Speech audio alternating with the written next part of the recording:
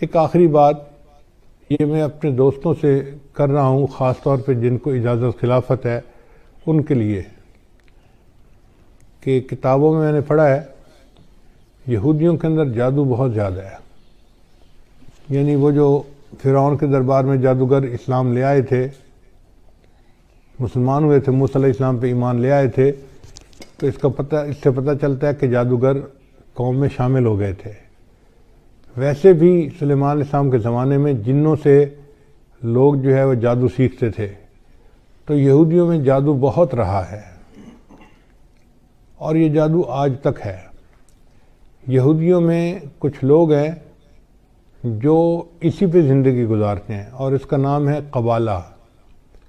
جیسے ہمارے دین اسلام میں نا تصوف، کہ کچھ لوگ روحانیت کو بنانے کے لیے پوری زندگی خانقاہوں میں رہتے ہیں، محنت کرتے ہیں، بیعت ہوتے ہیں. تو دین اسلام میں جس طرح تصوف ہے، یہودیوں میں اس کے مقابلے میں قبالہ ہے، اور قبالہ جادو کو کہتے ہیں، اور یہ جادو مستقل کرتے رہتے ہیں. ان کا حال یہ ہے کہ نبی علیہ السلام کے زمانے میں ایک آدمی تھا جو منافق تھا، اس نے نبی علیہ السلام پر بھی جادو کیا تھا، اس نے اور اس کی 2 بہنوں نے، اور نبی علیہ السلام پر 6 مہینے اس کا اثر رہا تھا. پھر اللہ تعالیٰ نے بتا دیا تو نبی علیہ السلام نے پھر ایک چٹان کے نیچے ان کے بالوں کو دبایا گیا تھا، وہ نکلوائے اور جادو کا اثر ختم ہوا. پھر اس کے بعد معوذتین نازل ہوئیں اور اللہ تعالیٰ نے ہمیشہ کے لیے جادو کا توڑ عطا فرما دیا. اب سوچئے کہ اگر اللہ کے حبیب صلی اللہ علیہ وسلم پر بھی جادو کا اثر ہو سکتا ہے تو بھئی ہم کس کھیت کی گاجر مولی ہیں. تو یہ یہودی مستقل جادو کرتے رہتے ہیں. کتاب میں لکھا ہوا تھا کہ ان کے جادو کرنے والوں نے بتایا کہ جب خلافت عثمانیہ کو توڑنا تھا تو ایک ایسا یہودی تھا کہ جس کو مستقل انہوں نے جادو کے لیے بٹھا دیا تھا. جب تک خلافت عثمانیہ ٹوٹ نہیں گئی وہ اپنی جگہ سے ہلتا نہیں تھا.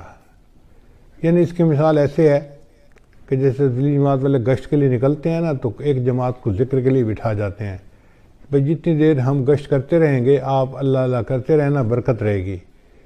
یہودیوں کا یہی حال ہے کہ وہ جب کوئی کام کرنا چاہتے ہیں تو کسی کو جادو کے لیے بٹھا دیتے ہیں.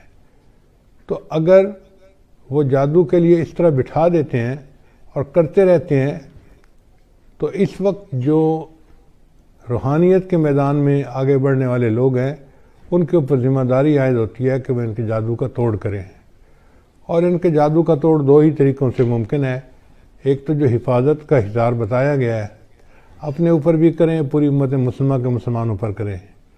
اور دوسرا یہ کہ اپنے معاملات میں یہ چیز شامل کریں کہ معاملات بھی کریں اور 15 منٹ آدھا گھنٹہ ان جادوگروں کے اوپر غائبانہ توجہ بھی ڈالیں کہ اللہ ان کے دل میں مسلمانوں کا رعب ڈالے اور ان کے شر سے اللہ مسلمانوں کی حفاظت فرمائے.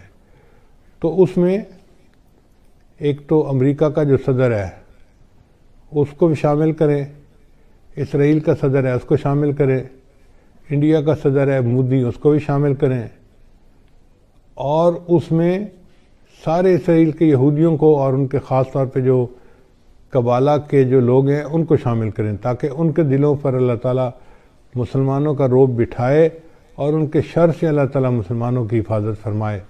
یہ ایک عمل ایسا تھا جو ابھی میرے علم میں آیا کہ اس کو کرنا ضروری ہے، اس لیے میں نے بتا دیا کہ خلفاء حضرات خاص طور پر اس بات کو سمجھیں اور اس ذمہ داری کو پورا کریں.